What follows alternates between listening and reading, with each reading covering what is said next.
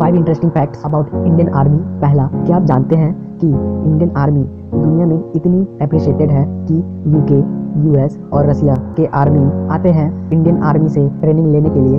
यही कारण है कि यह दुनिया में सर्वश्रेष्ठ में से एक ही है। भारत की सेना को एक बड़ी सलामी मेरी तरफ से। दूसरा, आप शायद ही जानते होंगे कि इंडियन आर्मी जंगलों में लड़ने के मामले में इंडियन आर्मी दुनिया की सबसे बेहतरीन सेना है। भारत की इसी अद्भुत क्षमता को जानने के लिए अमेरिका, ब्रिटेन और रसिया जैसे देश अक्सर यहाँ दौड़ कर आते रहते हैं।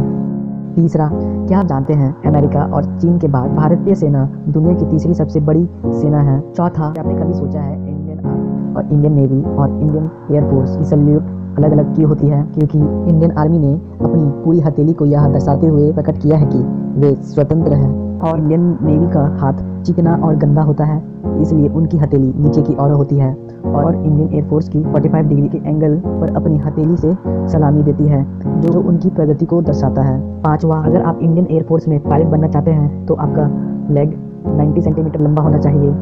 ऐसी इंटरेस्टिंग वीडियो देखने के लिए मेरे चैनल को लाइक, शेयर और सब्सक्राइब करें।